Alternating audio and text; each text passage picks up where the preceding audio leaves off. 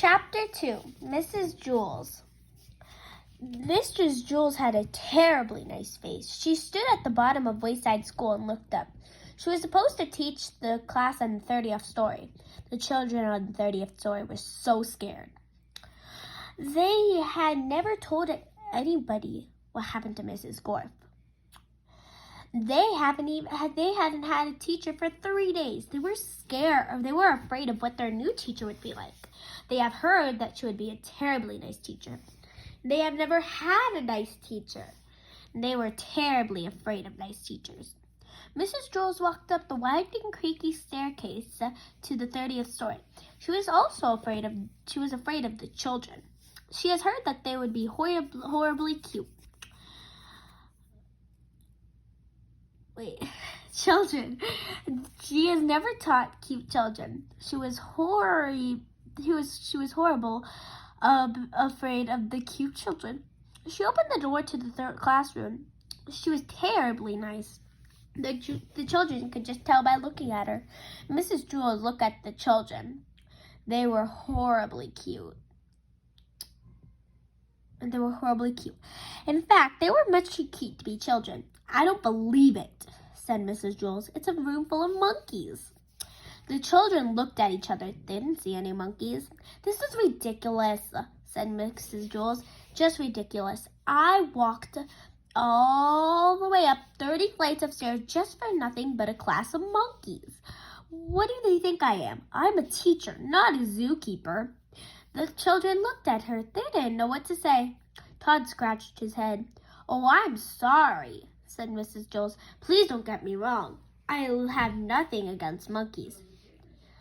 It's just that I was expecting children. I like monkeys. I really do. Why, I'm sure we could play a bunch of kinds of monkeys games. What are you talking about? Asked Todd.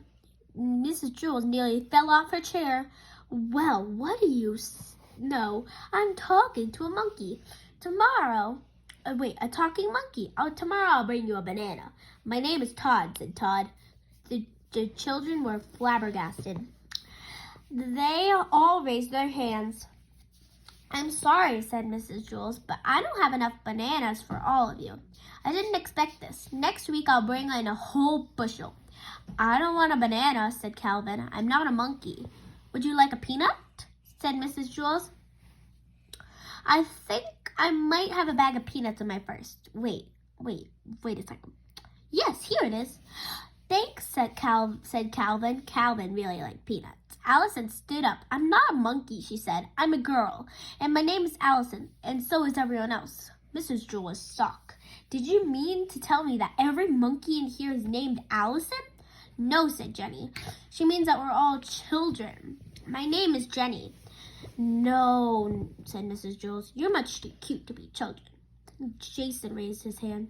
Yes, said Mrs. Jewls. The chimpanzee in the red shirt.